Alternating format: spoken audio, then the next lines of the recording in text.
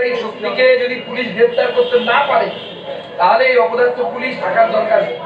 যখন পুলিশের সামনে হিন্দুদের বাড়িঘর ভাঙা হচ্ছে, আপনার আমার পুলিশ, মমতা বন্দ্যোপাধ্যায়ের পুলিশ একটা হাওয়াতে ফায়ার করতে পারছে না, শূন্যে একটা গুলি চালাতে পারছে না, মানুষকে চালাতে বলছে না, শূন্যে তো গুলি চালাবেন নাকি সেই বন্দুকের গুলিগুলো রেখে দিয়েছেন আগামী বছর মমতা বন্দ্যোপাধ্যায় কালী পুজো হবে তখন চালাবেন।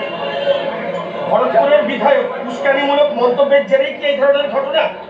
ভরতপুরের বিধায়ক মমতা বন্দ্যোপাধ্যায়ের প্ল্যানিংটা সামনে বলে দিয়েছে।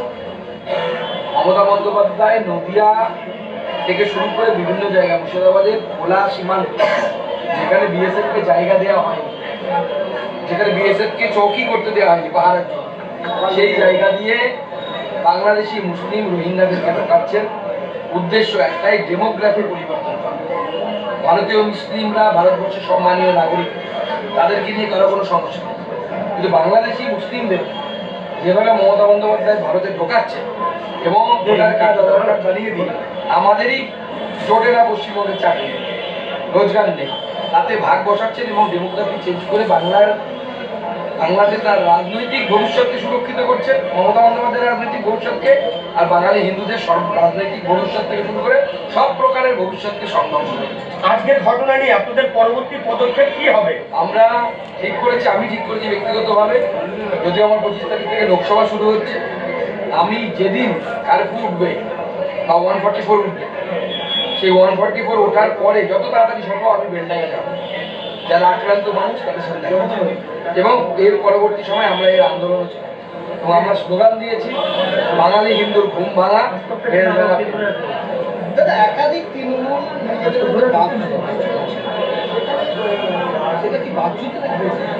এখন গৃহযুদ্ধ হয়েছে, তৃণমূলের এখন মুসল পর্ব চলছে। গৃহযুদ্ধ অনেকদিন আগে শুরু হয়েছে, ধামাচাপা দেওয়া ছিল, মুসের আগুনের মতো ভিতরে ধুকধুক করে জ্বলছে, এখন সেটা বাইরে আসছে, তো গুলি চলছে, সবে চলতে শুরু হয়েছে গুলি। কলকাতার মতো জায়গায়, যাকে মমতা বন্দ্যোপাধ্যায় তথ্য লুকিয়ে ভারতবর্ষের সেফ সিটি তৈরি করেছে, সেই জায়গায় গুলি চলেছে এখন কাউন্সিলরকে। আমরা বিজেপির উপরে গুলি চলতো তার প্রতিবাদ করি, কারণ আমরা জানি যে ফ্র্যাঙ্কেস্টাইন, যে ভরসাসুর মমতা বন্দ্যোপাধ্যায় তৈরি করেছে, সেই ভরসাসুর একসময় মমতা বন্দ্যোপাধ্যায়কে মারে, সেটাই হচ্ছে। আগামী দিনে আরও এরকম ঘটনা ঘটবে। বাকি প্রযুক্তিবিদ্যায় সেখানেও আর্থিক দুর্নীতি ধরা পড়ছে।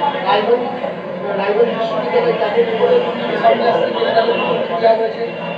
একের পর এক বিশ্ববিদ্যালয়ে দুর্নীতির খবর আসে। এর আগে বিশ্ববিদ্যালয়ের দুর্নীতি জঙ্গলে ঢুকলে বাইরের দিকে গাছ পাবেন, ভেতরে গাছ কাটা।